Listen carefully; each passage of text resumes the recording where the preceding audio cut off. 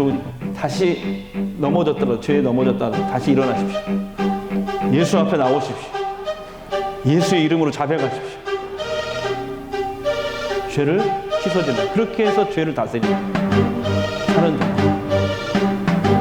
성령께서 그렇게 죄 횟수를 점점 줄어들게 하시다가 결국 죄를 이기게 하십니다.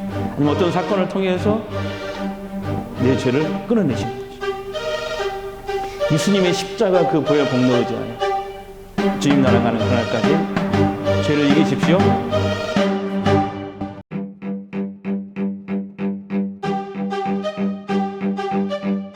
잘 오셨습니다. 성령 충만한 한 주 되십시오. 이렇게 인사하겠습니다.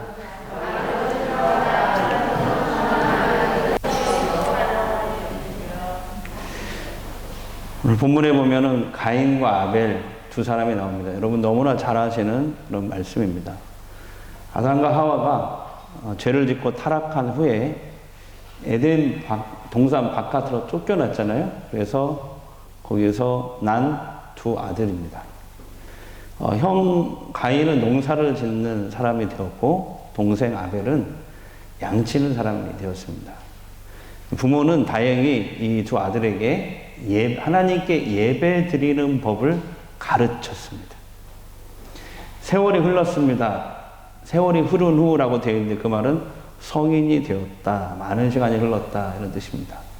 두 사람은 어느 날 하나님께 제물을 가지고 가서 제사를 드리면서 하나님께 예배를 드립니다. 그 시대에는 제사로 하나님께 예배를 드렸습니다. 그런데 하나님은 아벨과 그의 제물은 인정하셨지만 가인과 그의 제물은 받지 않으셨다. 인정하지 않으셨다. 이렇게 되어 있습니다. 한마디로 가인의 예배는 받지 않으셨다. 아벨의 예배는 받으셨다.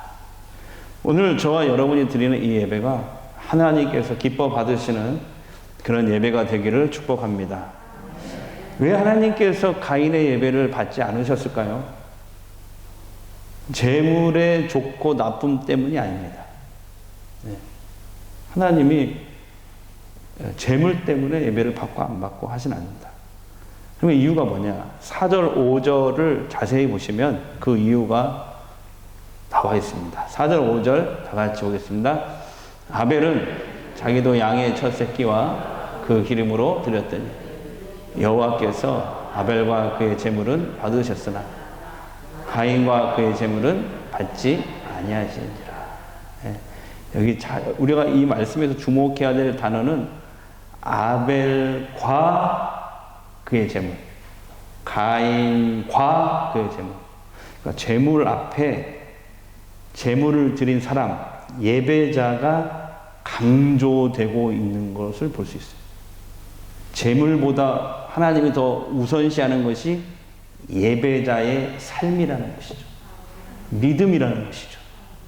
그러니까 하나님이 받으시는 예배는 예배자의 삶과는 결코 무관하지 않다라는 것을 이 말씀이 보여주는 거예요. 아무리 좋은 제물을 하나님께 갖다 바쳐도 예배 드리는 사람, 예배자의 삶이 하나님이 원하시는 삶하고 완전히 빗나갔다는, 빗나가다를 죄라고 하잖아요. 하나님 뜻과 빗나가다. 하마르티아. 예배자의 삶이 하나님이 원하시는 믿음의 삶이 아니라면 그가 드린 제물과 예배를 하나님이 절대 받지 않으신다는 것을 우리가 꼭 기억해야 됩니다.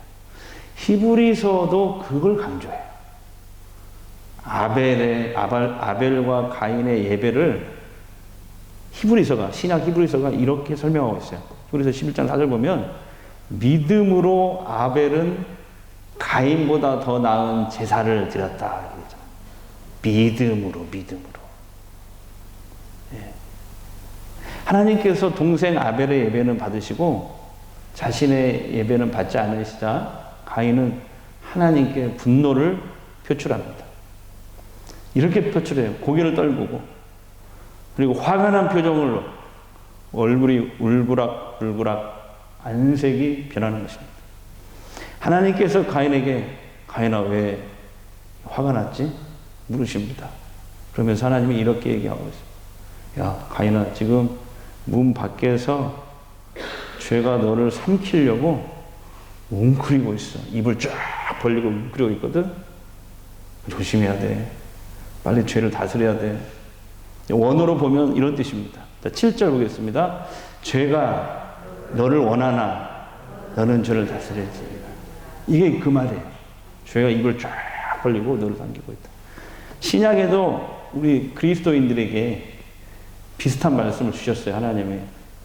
사탄이 우는 사자처럼 삼킬 자를 찾고 있다.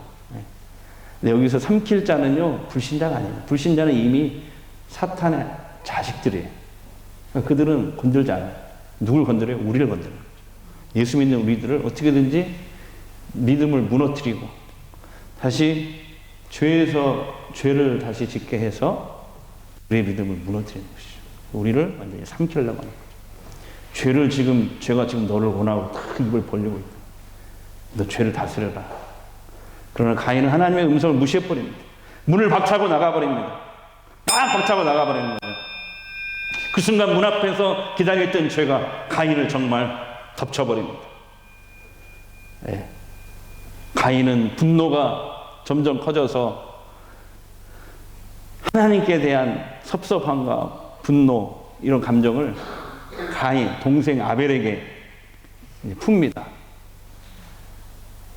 죄는, 그래서 아벨을 들로 유인을 해요.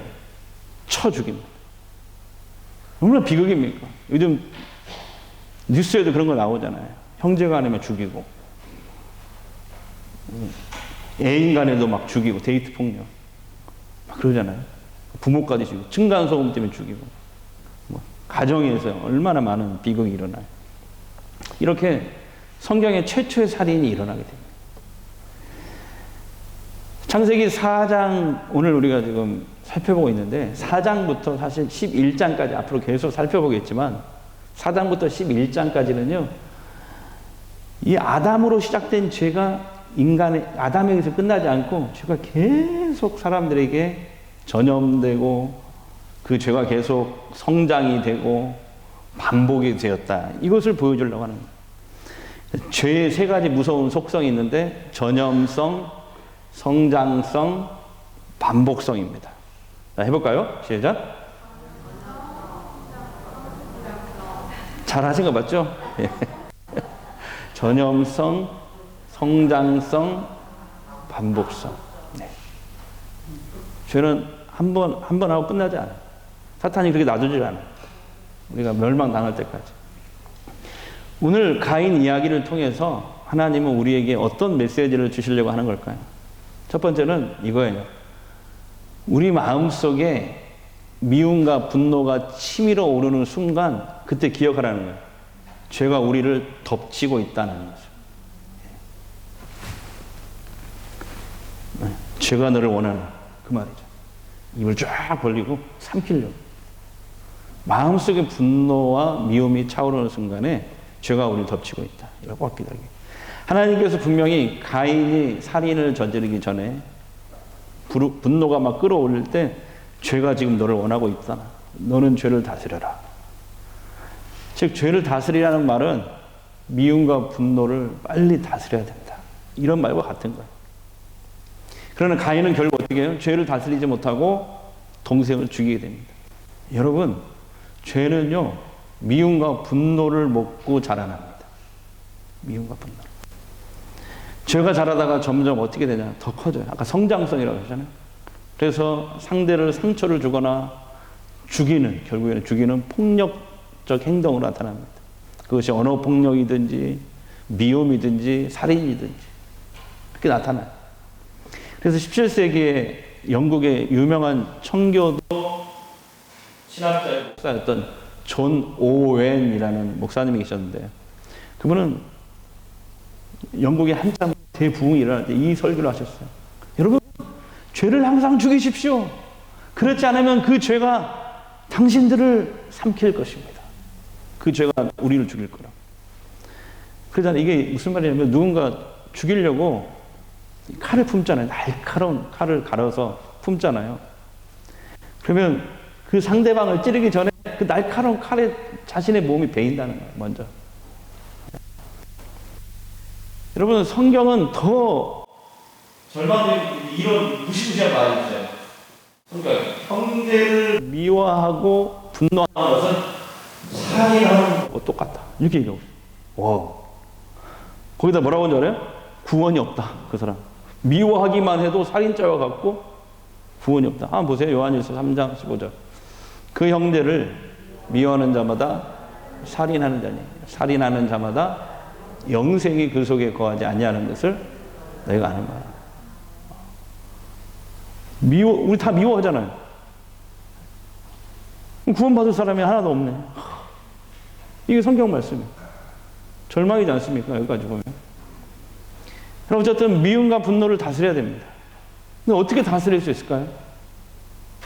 미움과 분노를 어떻게 다스리냐고. 저 왼수 같은 사람을 어떻게 미워하지 않을 수 있냐. 그게 어떻게 가능하냐. 제가 존경하는 그 목사님 중에 은퇴하신 목사님 계시는데 담임 목사 하실 때 이야기를 해주셨어요. 어찌나 제가 은혜를 받았는지 몰라요. 왜냐하면 그 교회 어느 장로님과 현역일 때 심하게 다투셨대요. 목사님이 막 분노가 치밀러가지고 일주일 동안 토요일이 되도록 주일 설교 준비가 안 되는 거예요. 그 장로님이 너무 미워가지고 이가 막 부득부득 갈리더래요. 내일 설교해야 하잖아요. 설교 준비 안 되는 거예요. 미움을 품고 있는데 설교가 되겠어요. 그래서 막 기도하면서 하나님 어떻게 된대요? 했는데 성령께서 갑자기 찬송을 부르게 하시대요. 나의 갈 길 다가도록 예수 인도하시니 어려운 일 당할 때도 족한 은혜 주시네. 이 찬양하는데 막 눈물이 막 철철 흘리고 그날 찬송을 부르는데 신비한 체험을 했대요. 어떤 체험이냐? 얼마 전까지만 해도, 방금 전까지만 해도 막 그 장로님 미워가지고 막 미움으로 충만했는데 갑자기 그 장로님이 이해가 되더래요. 그래, 장로님도 다 교회를 위해서 그러는 거겠지. 이해가 되더래요. 마음이 풀리기 시작하더래요. 성령의 역사죠. 성령의 역사. 내가 참아야지 한다고 참아집니까? 안 돼요. 성령의 역사. 눈물을 주시고 그 장로님이 이해가 되게 하시고 마음이 풀리게 돼요. 어느덧 마음속에 미움과 분노가 사라지더래요. 하나님의 은혜가 머리 꼭대기까지 차오르더래요. 마음속에서 장로님을 사랑할 수 있는 마음이 북받쳐 오르더래요. 그렇게 은혜가 막 쏟아지고 철철 넘치니까 설교 준비가 금방 끝나더래요. 다음날 주일이 됐어요. 설교를 마치고 어떻게 했냐, 목사님이 장로님 앞으로 걸어 나갔대요. 그리고 장로님을 그냥 꽉 안아드렸대요. 안아드렸대요. 이거 장로님 당황해가지고 목사님이 안으니까 그분도 목사님을 꽉 안아줬어요. 목사님이 이런 말씀을 하셨어요. 자네 옳고 그른 게, 목회하면서 옳고 그른 게 중요한 게 아니야. 꼭 다 갚아주고 응징해야만 풀리는 게 아니다. 그냥 품고 안으니까 풀렸어. 그래요, 여러분. 하나님의 은혜로 이 미움과 분노를 이길 수 있어요. 우리의 힘으로 안 돼요. 하나님의 은혜란 나는 받을 자격이 없지만 하나님이 이상하게 나에게 계속 사랑을 부어주시는 거예요. 우리가 그 은혜로 사는 거잖아요. 네. 오늘 이 시간 저 여러분 마음 가운데 이 머리 끝에까지 차오를 정도로 이 하나님의 은혜가 여러분에게 쏟아지는, 부어지는 역사가 이 시간 있기를 주 여러분 축복합니다. 그래서 예배 때마다, 기도 때마다 하나님의 은혜를 사모해야 돼요. 하나님, 오늘 이 예배 왔습니다. 그냥 오지 마시고 그냥 이 예배 왔습니다. 하나님, 제게 은혜를 주세요. 말씀이 은혜가 되든지 안 되든지 그거 상관하지 말고 저에게 은혜를 주세요. 은혜 주셔야 제가 한 주간을 또 삽니다. 그런 거죠. 죄를 이길 수 있다. 두 번째, 사람의 범죄한 것은 하나님이 반드시 계산한다는 말은 심판한다. 이 현실에서도 할 수도 있어요, 하나님. 이건 은혜가 안 되는 얘기니까 제가 하지 않겠네요. 어릴 때 너무 많이 본 거예요. 네. 현실에서 할 수 있고, 현실에서 안 하더라도 죽은 이후에 하나님 반드시 물으십니다. 계산을 하세요. 예. 죄는 아담과 하와를 타락시키고 후손까지 영향을 주잖아요. 아담에서 끝나지 않아요. 후손에게 영향을 줬어요. 미움과 분노에 사로잡힌 가인은 결국 동생을 살인하는 끔찍한 일을 저지르잖아요. 하나님은 공의 하나님이시기 때문에 가인을 징벌하셔야 돼요. 죄를 지은 사람은 그냥 놔둘 수가 없어요. 자, 어떻게 징벌하셨냐? 10절, 12절 보겠습니다. 시작. 내 아우의 핏소리가 땅에서부터 내게 호소합니다. 땅이 그 입을 벌려 내 손에서부터 내 아우의 피를 받았습니다. 내가 땅에서 저주받으리. 내가 밭을 갈아도 땅이 다시는 그 요록을 내게 주지 아니할 것이며 너는 땅에서 피하며 유리하는 자가 되리라. 하나님은 가인에게 어떤 벌을 주냐면 조금 우리가 생각했던 것보다 많이 약해요. 사형을 줘도 마땅한 가인에게 이제 땅이 네가 이래도 땅이 너에게 응답하지 않을 거야. 예? 그리고 너는 도망자로 떠돌며 살게 될 거야. 이렇게 얘기합니다. 여러분, 언젠가 우리도 하나님께서 반드시 심판할 날이 옵니다. 예. 자, 히브리서 9장 27절입니다. 시작. 한 번 죽는 것은 사람에게 정해지시고 그 후에 뭐가 있다고요? 심판. 죽음의 끝이 아니에요, 사람이. 죽으면 끝나면 얼마나 좋겠어요. 끝이 아니래요. 죽음의 끝이 아니에요. 심판이 있어요. 형벌이 있어요, 반드시. 성경은 아담 이후에 모든 인간은 죄성을 가지고 태어난다고 말씀하셨어요. 죄의 성향, 죄성. 로마서 5장 12절입니다. 시작. 그러므로 한 사람이 누구예요? 아담으로 말미암아 죄가 세상에 들어오고 죄로 말미암아 사망, 육체의 죽고 나서 하나님께 불려가서 심판받고 지옥에 던져지는 거예요. 이 사망이 들어왔나니 이와 같이 모든 사람이 죄를 지었으므로 사망이 모든 사람에게 이르렀다. 무슨 말이냐면 우리는 죄를 지어서 죄인이 되는 게 아니에요. 죄인으로 태어났기 때문에 죄를 짓고 사는 거예요. 우리 예수 믿지 않고 가만히 이 몸을 그냥 편한 대로 내가 원하는 대로 놔두면요 전부 다 죄 짓는 쪽으로 합니다. 우리 안에 죄성이 있다는 것을 이렇게 한번 증명할 수 있어요. 우리가 살면서 스스로 막 주인이 되고 싶은 마음 있잖아요. 하나님의 자리에 앉고 싶은 마음 있잖아요. 높임 받고 싶은 마음 있잖아요. 영광 받고 싶은 마음 있잖아요.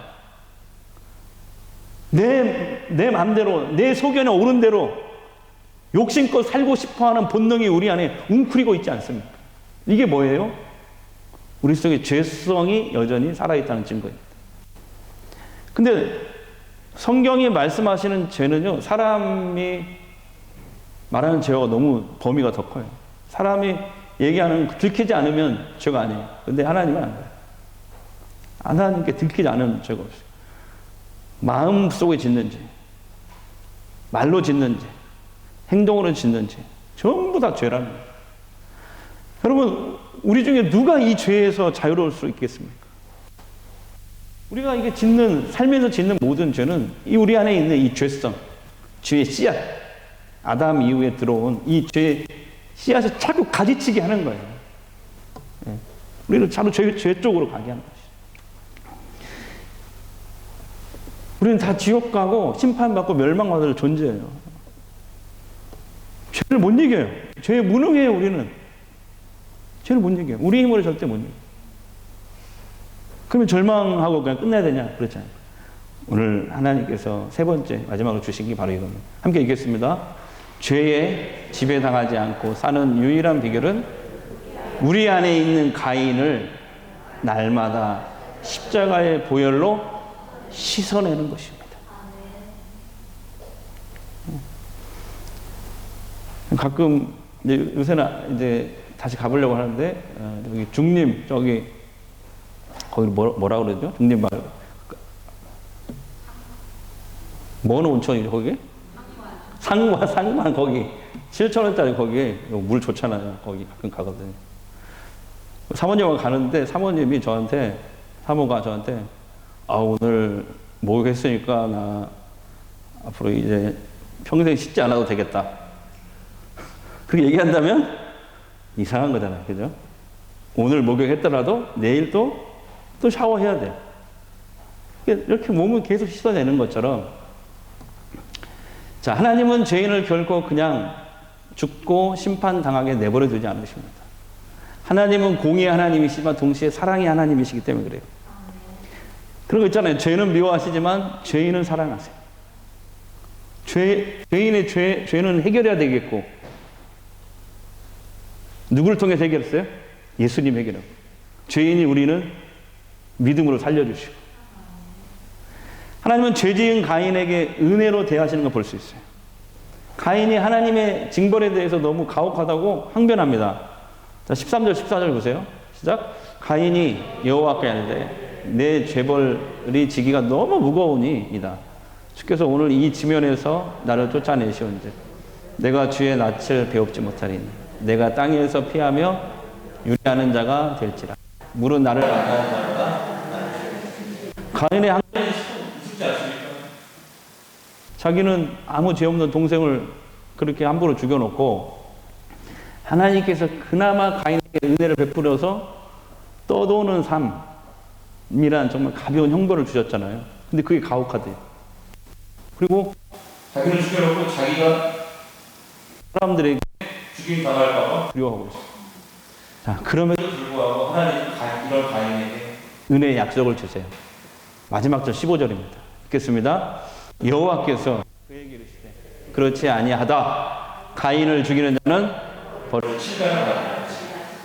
가인에게 표를 주사 그를 만나는 모든 사람에게서 죽임을 면하게 하시니라.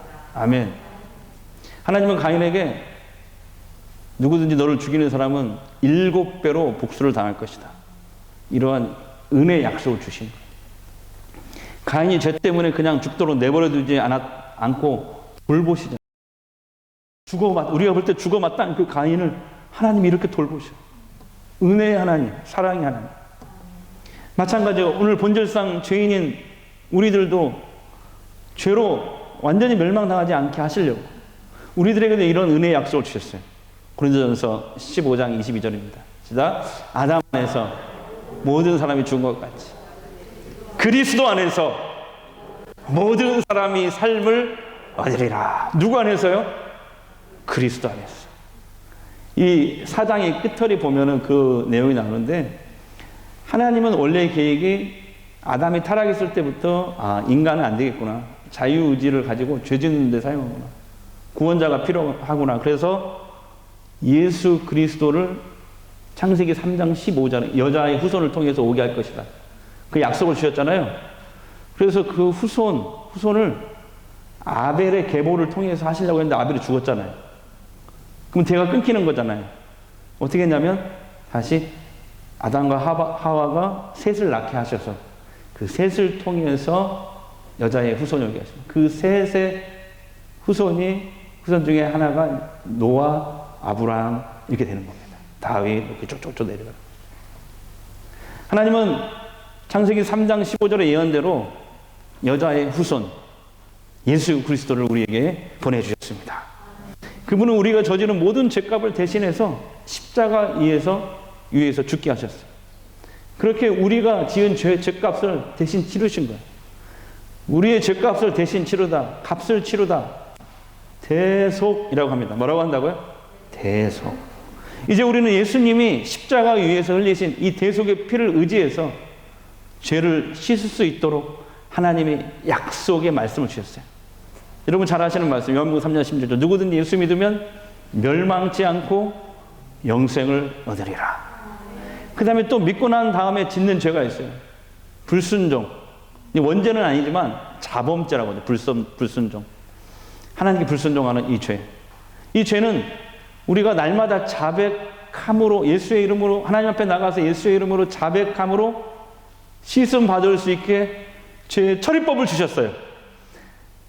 자, 요한일서 1장 9절 보겠습니다. 시작. 만일 우리가 우리 죄를 자백하면 그는 미쁘시고 의로우사 우리 죄를 사하시며 우리를 모든 불의에서 깨끗하게 하시고. 여러분, 예수님의 십자가 대속은 우리들에게, 죄인이 우리들에게 완벽한 속죄를 주셨습니다.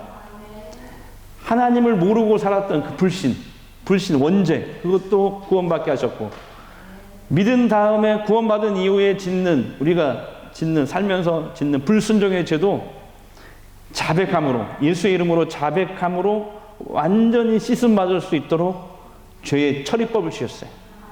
그래서 여러분, 죄에 넘어졌다 하더라도 나는 넘어졌으니까 나는 안 돼. 그러면 죄에 삼킴을 당하는 거예요. 죄에 넘어졌더라도 다시 일어나서 주 앞에 나오십시오. 예수의 이름으로 자백함으로, 회개를 통해서 죄를 씻어낼 수 있어요. 매일 모욕해야 하듯이. 근데 이런 분이 있어요. 목사님, 안 한다고 하면서 저는 또 하네요. 주님 앞에 너무 염치 없어요. 주님 앞에 죄 속에 나갈 수가 없어요. 나 같은 사람이 어떻게 주님 앞에 나갈 수 있어요? 아니에요. 그건 죄의 삼킴을 당하는 거예요. 그래서 우리는 날마다 예수 그리스도의 십자가 복음이 필요합니다. 십자가 복음이 필요해요. 언제든 좋으니까 다시 죄에 넘어졌다가 다시 일어나십시오. 예수 앞에 나오십시오. 예수의 이름으로 자백하십시오. 죄를 씻어주는, 그렇게 해서 죄를 다스리는 거예요. 사는 동안 성령께서 그렇게 죄 횟수를 점점 줄어들게 하시다가 결국 죄를 이기게 하십니다. 아니면 어떤 사건을 통해서 내 죄를 끊어내시는 거죠. 예수님의 십자가 그 보혈 복로 의지하여 주님 나라 가는 그날까지 죄를 이기십시오. 요한일서 1장 9절의 말씀으로 죄를 다스리며 자백함으로, 날마다 회개함으로 그 주의 은혜로 승리하는 성도들이 되시기를 축복합니다. 내 주의 보혈 정하고 정하다 내 죄를 정케 하신 주 날 오라 하신다. 내가 주께로 지금 가오니 십자가의 보혈로 날 씻어주소. 약하고 주해도 주께로 나가면 힘 주시고 내 주함은 곳이 서주시네. 내가 주께로